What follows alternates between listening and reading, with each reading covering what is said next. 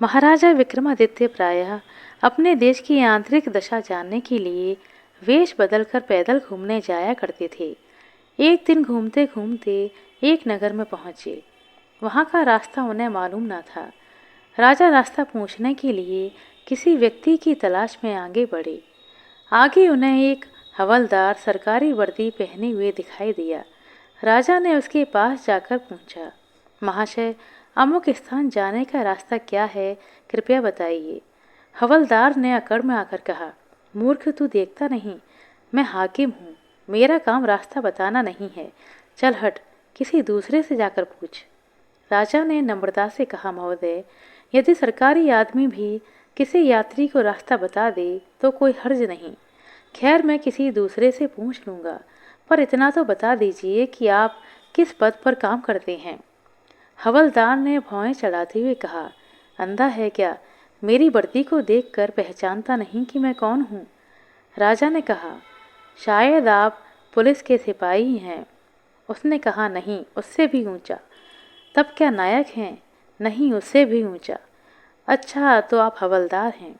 हवलदार ने कहा, अब तू जान गया मैं कौन हूँ, पर यह तो बता, इतनी पूछताछ करने का तेरा क्या मतलब है और तू है कौन?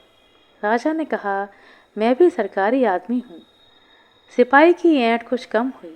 उसने पूछा, क्या तुम नायक हो? राजा ने कहा, नहीं, उससे ऊंचा। तब क्या हवलदार हो? नहीं, उससे भी ऊंचा। तो क्या दरोगा हो? उससे भी ऊंचा। हवलदार ने कहा, तो क्या कप्तान हो? राजा ने कहा, नहीं, उससे भी ऊंचा। सूबेदार जी हैं क्या? नहीं, उससे भी ऊंचा। अब तो हवलदार घबराने लगा। उसने पूछा, तब आप मंत्री हैं? राजा ने कहा, भाई, बस एक सीढ़ी और बाकी रह गई है। सिपाही ने गौर से देखा तो सादा पोशाक में महाराज विक्रमादित्य सामने खड़े हैं। हवलदार के तो होश ही उड़ गए। वह गिड़गिड़ाता हुआ राजा के पैरों पर गिर पड़ा और बड़ी दीनता से अपने अपराध की क्षमा मांगने लगा।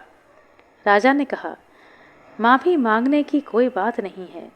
मैं जानता हूँ कि जो जितने नीचे हैं वह उतने ही अकड़ते हैं। जब तुम बड़े बनोगे तो मेरी तरह तुम भी नम्रता का बर्ताव सीखोगे।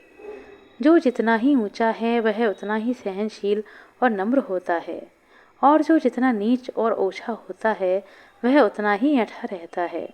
इसीलिए कहा गया है, विद्या विवादाय धनम मदाय, शक्ति परेशान पर पीड़नाय, खलस्य साधोर विपरीत में तत्, ज्ञानय दानय च रक्षणाय।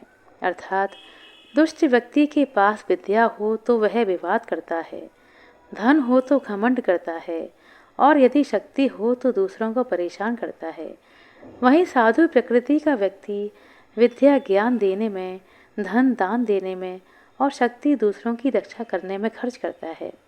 आशा करते हैं दोस्तों आपको हमारे द्वारा सुनाई गई यह छोटी सी कहानी अच्छी लगी होगी। कहानी अच्छी लगी हो तो कृपया लाइक कर दें, शेयर कर दें। चैनल पर नए हैं तो सब्सक्राइब कर लें। अपना कीमती समय देने के लिए बहुत बहुत धन्यवाद। मिलते हैं अगले वीडियो में, तब तक के लिए नमस्कार।